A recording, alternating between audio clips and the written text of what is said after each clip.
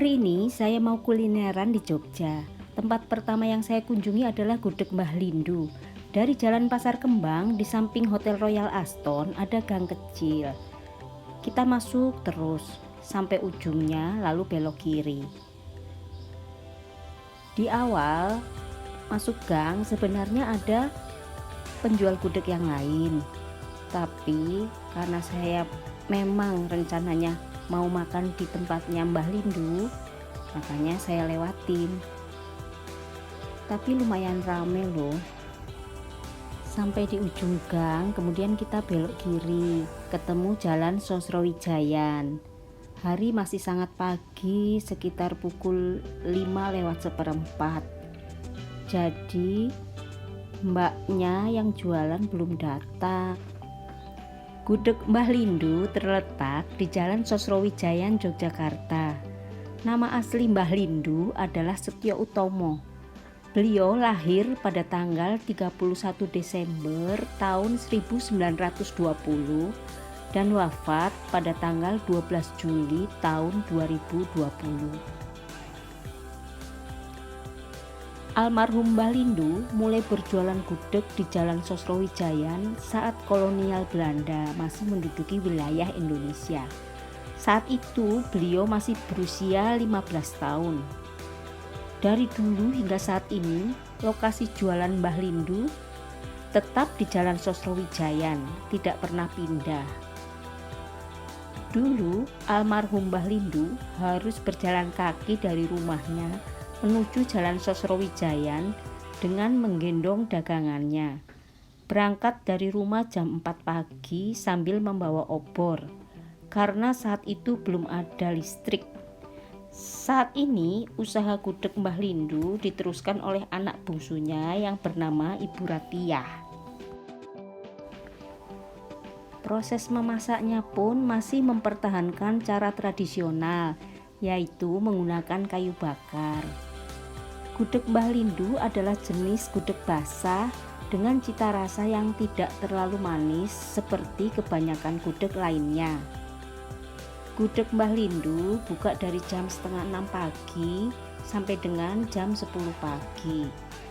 Gudeg Mbah Lindu adalah gudeg kesukaan saya sejak saya masih anak-anak.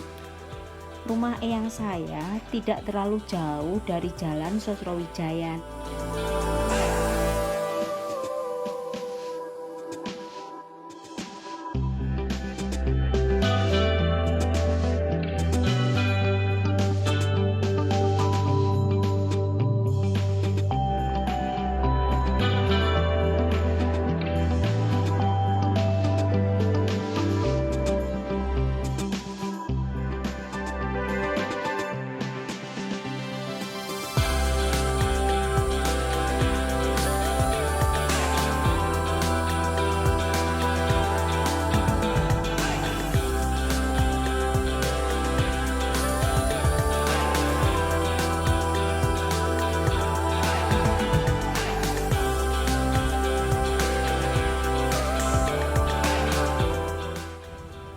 Sosok Mbah Lindu sebagai pembuat gudeg yang legendaris pernah diangkat dalam saluran Netflix. Netflix mendokumentasikan perjalanan kuliner khas Jogja pada tahun 2019 di dalam serial yang berjudul Street Food Asia. Salah satunya Mbah Lindu ada di dalamnya.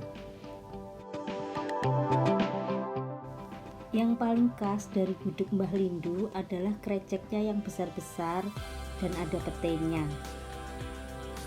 Gudegnya juga pulen, sungguh nikmat rasanya.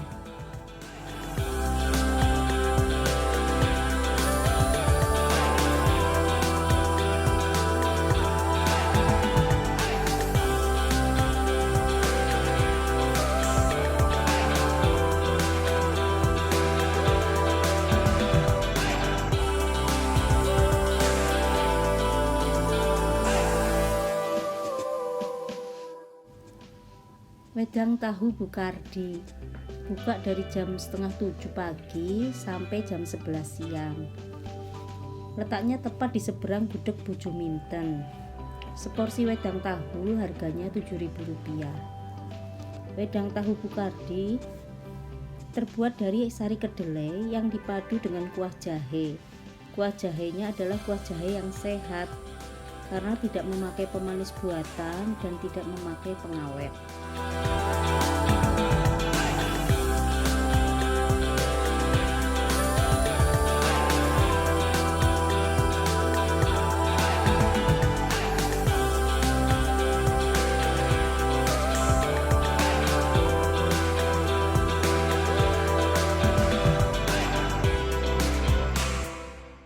Gudeg Bu Juminten.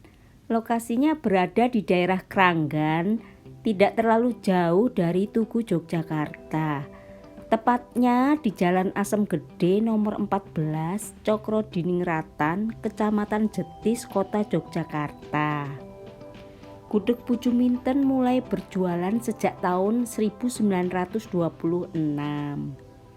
Tempatnya nyaman, bersih, adem, menempati bangunan rumah kuno klasik. Dindingnya dihiasi poster-poster zaman dulu. Dekorasinya klasik, minimalis, jadi serasa bertandang ke rumah eyang. Pada dinding atas ada 2 tulisan dalam aksara Jawa, yaitu Matur Nuwun yang berarti terima kasih dan Sugeng Rawuh yang berarti selamat datang. Gudeg Bu Juminten terkenal dengan kuah arehnya yang gurih, nangkanya manis dan empuk. Harganya berkisar antara Rp10.000 sampai Rp40.000. Untuk minuman berkisar antara Rp1.500 sampai Rp7.000.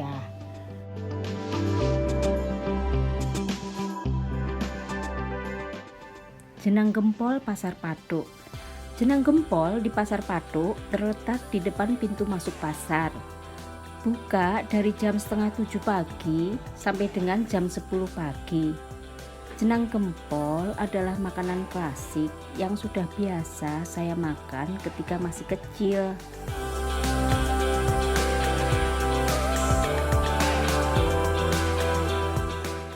Gempol berwarna putih, berbentuk bulat, terbuat dari tepung beras. Jenang gempol disajikan dengan jenang sumsum berwarna kecoklatan. Ketika dimakan, menu ini membawa saya pada kenangan di masa anak-anak dulu. Ketika kecil, senang rasanya diajak menemani Eyang Putri berbelanja ke pasar. Karena selesai belanja, pasti Eyang membelikan saya semangkok jenang gempol. Rasa santannya yang gurih, bulatan gempolnya yang legit, dan sumsum gula merah yang manis dan lembut. Bakso Kubis Pak Tris terletak di Jalan Yosudarso, Komplek Ridosono, Kota Baru, Yogyakarta. Ini adalah warung bakso langganan almarhum ayah saya sejak tahun 50-an. Bakso Pak Tris sudah ada sejak tahun 1949.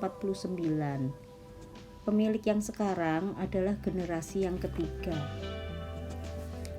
Jika memesan seporsi bakso komplit di warung ini, Anda akan mendapatkan semangkok bakso yang isinya bakso, mie kuning, tahu, bakso goreng, irisan daging sapi, dan tentunya irisan kubis. Baksonya memiliki rasa yang gurih dan teksturnya lembut. Kuahnya segar dan ringan. Tambahan kubis menambah kesegaran bakso ini. Sejak awal berdiri, bakso yang satu ini memang disajikan dengan tambahan kubis.